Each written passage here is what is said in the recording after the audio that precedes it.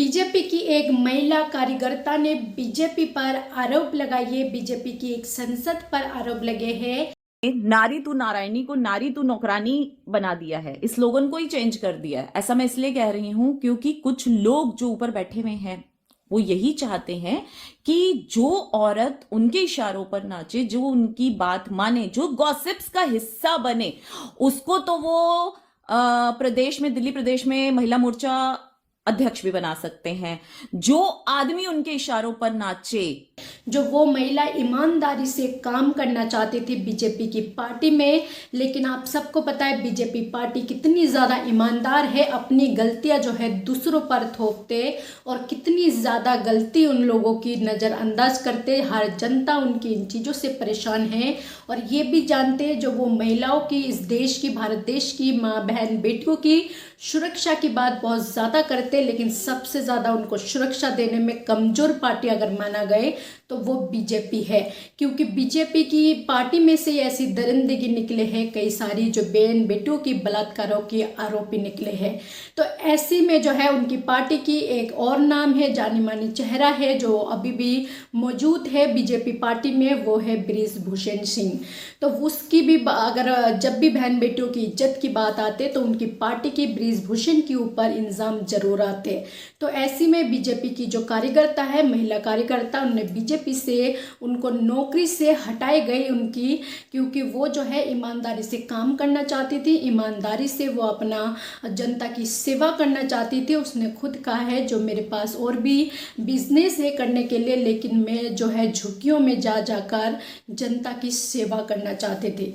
ऐसी में जो है उनका मकसद कुछ और थी। उनको जो है ये कहा गया जो काम तुमसे इसे नहीं कर रहे हो, तुमसे राजनीति नहीं आ रहे, तुम्हें राजनीति जो है नहीं करना चाहिए।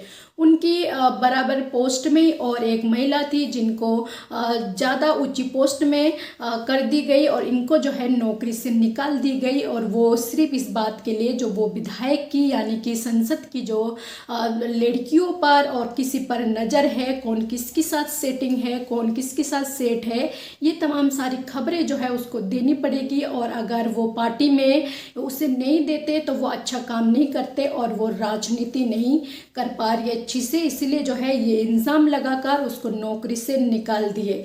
तो वो महिला ने खुद अपना वीडियो बनाकर ये वीडियो सोशल मीडिया पर डाला है और कहा है जो मैं ईमानदारी से काम करना चाहती थी, लेकिन बीजेपी की जो राजनीति है वो कुछ और ही तरीका से, जो राजनीति मुझे नहीं करना है और बाकी में मुझे ऐसी राजनीति नहीं आते।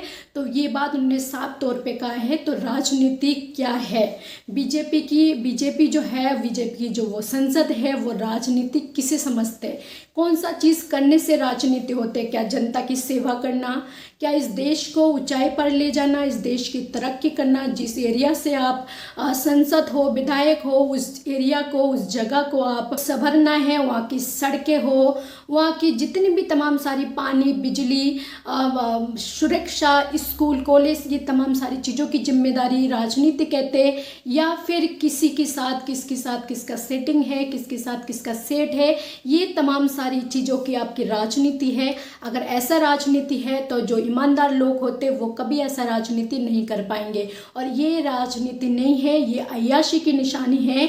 और ये आरोप बल्कि मैं नहीं, बीजेपी की कार्यकर्ता ने खुद वीडियो जारी कर उन्होंने बताई है और उनको कहा है जो उनकी पोस्ट में से उनको जो है हटा दी गई, यानी कि नौकरी से निकाल दी गई।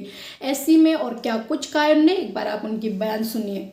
नारी तू नारायणी को नारी तू नौकरानी बना दिया है, इस स्लोगन को ही चेंज कर दिया है। ऐसा मैं इसलिए कह रही हूं क्योंकि कुछ लोग जो ऊपर बैठे हुए हैं वो यही चाहते हैं कि जो औरत उनके इशारों पर नाचे, जो उनकी बात माने, जो गॉसिप्स का हिस्सा बने, उसको तो वो प्रदेश में, दिल्ली प्रदेश में महिला मोर्चा अध्यक्ष भी बना सकते हैं।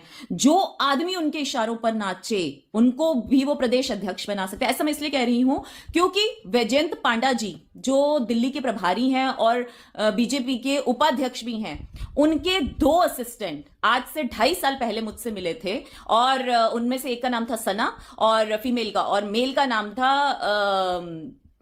विनोद राणा। उन्होंने आके मुझसे बहुत सारी गॉसिप्स मुझसे आके पूछते हैं कि नेहा जी बताइए उस वक्त वहां के संगठन मंत्री जी का उस महिला के साथ चक्कर है या नहीं है। अरे भाई, मैं यहाँ काम करने आती हूँ या दुनिया के चक्कर देखने आती हूँ कि किसका किसके साथ चक्कर चल रहा है या नहीं चल रहा, और मुझे इससे क्या लेना देना।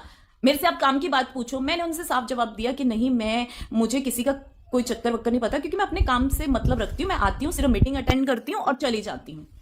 उसके बाद उन्होंने फिर मुझे फोन किया, कहते देखिए सारी गॉसिप्स जो है हमें वीरेंद्र सचदेवा जी तो दे रहे हैं, पर आप नहीं दे रहे। तो मैंने कहा मेरे पास है ही नहीं गॉसिप्स, तो मैं आपको दूं क्या। और ये कह के मैंने फोन काट दिया। उसके एग्जैक्ट 2 महीने बाद मुझे प्रवक्ता पद से भी मुक्त कर दिया गया। और सबसे बड़ी बात कि जिन्होंने गॉसिप्स का हिस्सा बने वीरेंद्र सचदेवा जी, उस वक्त वो वहां के उपाध्यक्ष थे, उनको अध्यक्ष भी बना दिया गया। और ये बात उस विनोद राणा ने खुद स्वीकारी, मुझे बोली फोन पे कि आपने तो हमें कोई इंफॉर्मेशन नहीं दी थी, लेकिन देखिए हमें ऊपर से इतनी इंफॉर्मेशन मिली, तभी आज वो बंदा कहां उपाध्यक्ष था, कहां अध्यक्ष बन गया, कहां कोई नॉर्मल आपके साथ प्रवक्ता पद पे थी, वो महिला मोर्चा अध्यक्ष बन गई। तो इसका मतलब कि जो औरतें गॉसिप्स का हिस्सा बने, जो आदमी गॉसिप्स का हिस्सा बने, जो गलत काम करे, जनता की सेवा ना करें, उनको ये ऊपर के पद देते हैं। और जो जनता की सेवा करना चाहे, जनता के लिए काम करे, दिन रात एक करे, झुग्गी बस्तियों में जाके बसने वाले, मैंने कोई एक बार नहीं, मैं पिछले 9 साल से झुग्गी बस्ती के लिए काम करी, झुग्गी बस्ती की महिलाओं के लिए, जबकि हमारा अच्छा खासा बिजनेस है। उसके बावजूद मैंने कभी ऐसा नहीं सोचा कि मैं झुग्गी की जाके महिलाओं के साथ काम क्यों करूं। लेकिन इनको काम नहीं चाहिए था, इनको गॉसिप्स वाली महिलाएं चाहिए थी। इन्होंने देखा ये क्या बात है, बैजयंत पांडा जी के पीएस ने कहा ये क्या है, ये तो बेकार मतलब औरत है, ये तो सिर्फ काम काम काम, और जहां पैसा लगाना हो बस पैसा लगाते, राजनीति तो इसको आती ही नहीं। और आज भी ये लोग यही बोलते हैं कि इसको राजनीति तो आती नहीं। भैया अगर ऐसी इतनी ओझी और घटिया राजनीति होती है तो मैं सच में, मुझे राजनीति नहीं आती। मैं सोशल वर्कर ही अच्छी हूं। लेकिन मैं इतना कहना चाहूंगी, एक औरत का अपमान आपने किया है ना, तो दिल से ये बद्दुआ है। मैं इस वक्त सेल्फी मतलब मेरी ये हालत कि मैं इतनी टॉर्चर मेंटली हो चुकी हूं कि हार के मुझे ये सब बोलना पड़ रहा है। ऊपर वालों ने नहीं सुनी, अब वो ऊपर वाला सुनेगा। और कौरवों का भी अंत हुआ था। कौरवों को लगता था हम बहुत बड़ी सेना है, हमारा तो अंत हो ही नहीं सकता। एक तो आप सबको क्या लगता है इनकी बयान सुनने के बाद, और आप बीजेपी की इस घटिया सोच की, इस घटिया राजनीति के बारे में आप क्या कुछ कहना चाहेंगे? जो भी आपका राय है अपना राय कमेंट बॉक्स पर जरूर लिखें। चैनल पर पहली बार हो तो चैनल को सब्सक्राइब करना ना भूलिए, बेल आइकन को दबाना ना भूलिए, ताकि इसी तरह की वीडियो अपडेट आप तक पहुंचे। अभी के लिए जय हिंद, जय भारत।